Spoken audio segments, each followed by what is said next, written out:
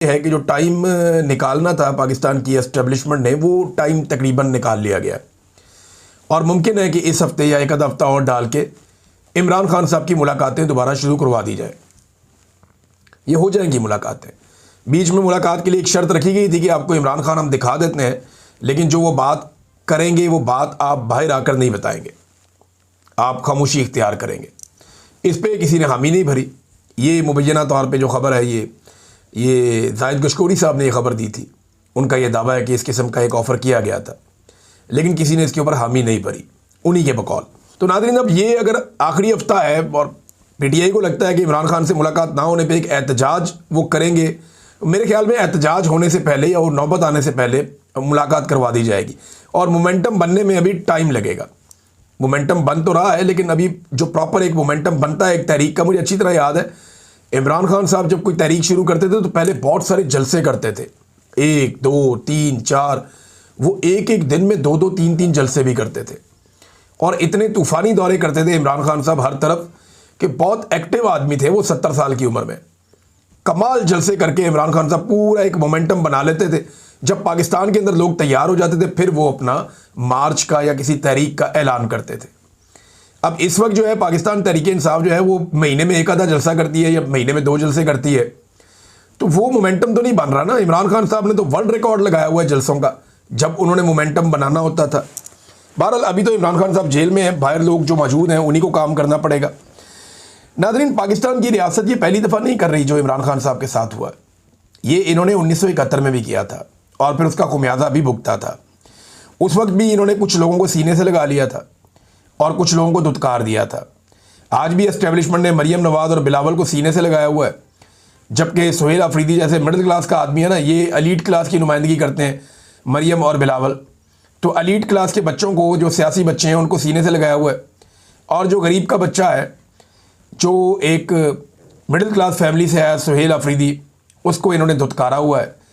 इनको जहाज़ों में बिठा बिठा के सरकारी प्रोटोकॉल्स के साथ पूरी दुनिया की सैर करवाई जाती है। उसको जनाब अपने लीडर से मिलने के लिए अडियाला जेल के बाहर सड़क पे बैठना पड़ता है। वो ये बड़ा फ़र्क है, बहुत फ़र्क है। और ये पाकिस्तान की एस्टेब्लिशमेंट का डाला हुआ गंद 1971 में पूरे मुल्क के सामने आया था। खुदा ना खास्ता अब अगर दोबारा ऐसा कुछ हुआ तो इसके लिए ज़िम्मेदार यही एस्टेब्लिशमेंट होगी। जिन्होंने पहले ये गंद मारा वही लोग अब दोबारा वही हरकतें कर रहे हैं। अब कई हफ्तों तक मरियम नवाज़ जो है पाकिस्तान से बाहर ट्रैवल करती रहती है, यानी जाती हैं बाहर, ट्रैवल करती हैं, घूमते फिरते हैं, वापस आ जाते हैं, कोई नहीं पूछता क्या काम किया।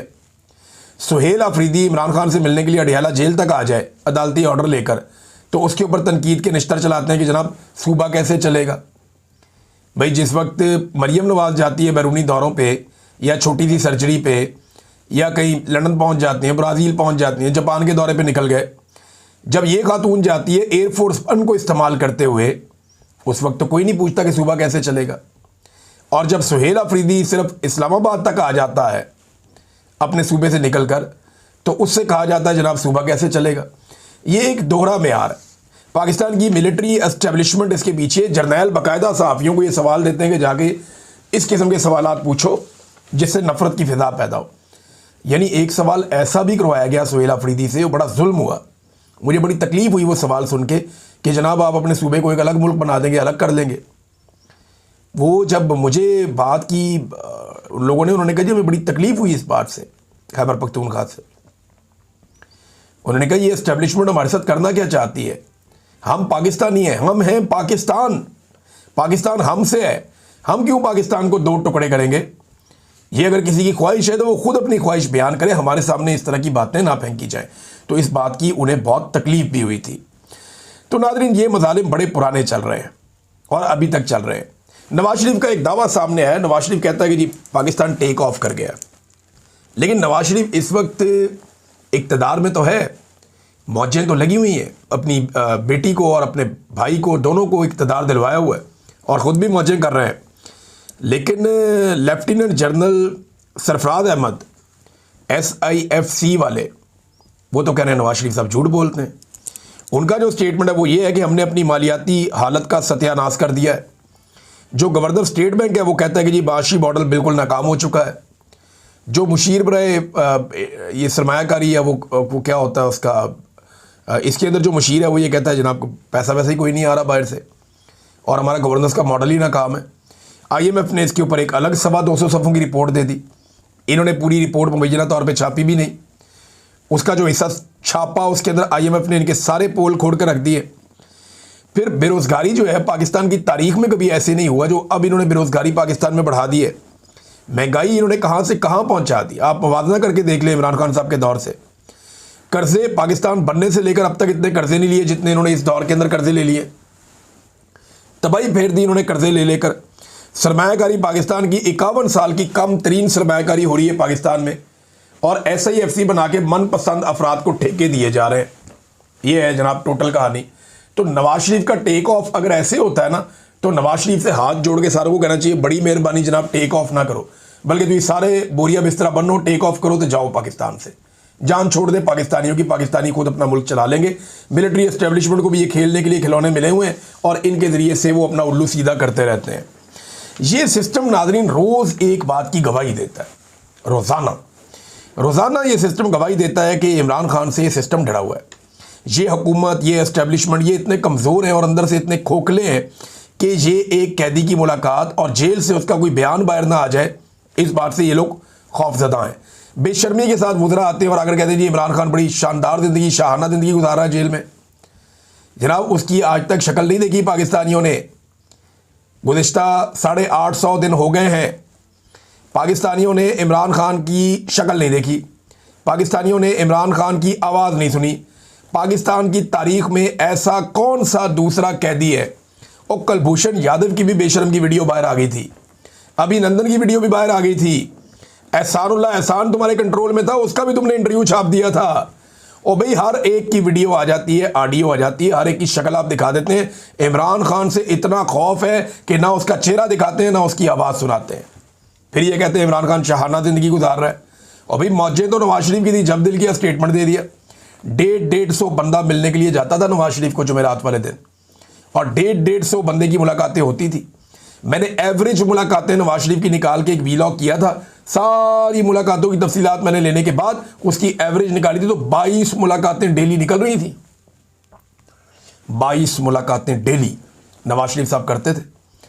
सुबह का नाश्ता करते हुए दोपहर का खाना लिख कर देकर भेजते थे ये लोग, दोपहर का खाना खाते हुए रात का खाना लिख कर देकर भेजते थे ये लोग, और रात का खाना खाते हुए सुबह का नाश्ता लिख कर ये भेजते थे। फिजियोथेरेपिस्ट इनके पास दबाने के लिए, उठने के लिए, मालिशों के लिए वहाँ पे जेल में मौजूद रहते थे। अपने ज़ाती मुआलिज इनके साथ सारा सारा दिन बैठकर गप्पे लगाते थे। जरदारी साहब हुजूम के अंदर बैठकर खाना खाते थे। ज़िया शाहिद साहब ने कैसे कैसे पोल खोल दिए थे जब वो मिलने के लिए गए थे जरदारी साहब को जेल में। ये कहानियाँ इन्होंने कौम के लिए रखी हुई हैं। नाज़रीन पाकिस्तानियों को ना अब इन्होंने एक पिंजरे में बंद कर दिया है। पाकिस्तान को ना एक पिंजरे की तरह इन्होंने बना दिया है, ऐसा लगता है। पिंजरे के अंदर रोटी कम है और पाकिस्तानी जो हैं वो भूखे हैं, परेशान हैं, गुर्बत की लकीर से नीचे जा रहे हैं लगातार। आधे पाकिस्तानी लगभग गुर्बत की लकीर से नीचे चले गए क्योंकि पिंजरे के अंदर खाना कम है। और पिंजरे को काबू करके जो लोग बैठे हुए ना, ये एस्टेब्लिशमेंट और हुकूमत, वो पिंजरे से बाहर किसी को जाने नहीं दे रहे। अब ये इतला आई है कि 23,000 पाकिस्तानियों को ऑफलोड किया गया है। ये जनाब शहजाद पराचा साहब की खबर है। वो ये कहते हैं कि 23,000 पाकिस्तानियों को मुख्तलिफ वजूहात की बुनियाद पर पहले 6 माह में ऑफलोड किया गया है। मुल्क में बेरोज़गारी बढ़ रही है, लोग कर्जे लेकर बाहर जाकर अपने हालात बेहतर करना चाहते हैं, मगर हुकूमत इन्हें लीगल दस्तावेज़ात के बावजूद इन्हें बाहर जाने नहीं दे रही। यानी वो कह रहे हैं ये बाहर जा नहीं सकते, इनको हमने नहीं जाने देना। यानी एक पिंजरे में पाकिस्तान को तब्दील कर दिया है जिसके अंदर लोगों को बंद कर दिया है। अंदर खाना मिलता नहीं है, बाहर से खाना लाने नहीं देते। ये हालात इन्होंने पाकिस्तान, और लोगों के पास डॉक्यूमेंट होते हैं, वीज़ा है ना किसी के पास। यानी आप कैसे फैसला कर सकते हैं ये जाके सऊदी अरब में या दुबई में ड्राइविंग कैसे करेगा? भी उसने वहाँ जाके लाइसेंस लेना है, वहाँ जाके वो ड्राइविंग टेस्ट देगा, पास हो गया तो लाइसेंस मिल जाएगा, और भाई नहीं पास होगा तो मजदूरी कर लेगा। वो कुछ तो करेगा ना। यहाँ पाकिस्तान में तो उसको कुछ भी नहीं मिल रहा, मजदूरी भी नहीं मिल रही, और जो वो कमाएगा पाकिस्तान ही भेजेगा। रेमिटेंसेस के ऊपर तो आपका सारा इन्हिसार है। तो ये पाकिस्तानियों के साथ लगातार जुल्म कर रहे हैं क्योंकि इन्हें ये पता चल गया कि पाकिस्तान में लोग रहेंगे तो हम उनके ऊपर हुक्मरानी करेंगे ना। जितनी मिडिल क्लास है, लोअर मिडिल क्लास है या गरीब लोग हैं, वो पाकिस्तान छोड़ छोड़ के जा रहे हैं। पाकिस्तान में स्किल्ड लेबर ख़त्म हो रही है। असल में इनको इंटरनली एक रिपोर्ट मिली है कि पाकिस्तान के अंदर से जितना हो सके लोगों को रोका जाए। आर्मी चीफ ने बिला वजह ब्रेन गेन का लफ्ज़ इस्तेमाल कर दिया था। ये ब्रेन ड्रेन ही हो रहा है। पाकिस्तान के जो टेक्निकल लोग हैं वो पाकिस्तान छोड़ छोड़कर बाहर जा रहे हैं और लेबर क्लास बहुत बड़ी तादाद में बाहर जा रही है, जिसकी वजह से स्किल्ड लेबर का पाकिस्तान में फुकदान होता चला जा रहा है।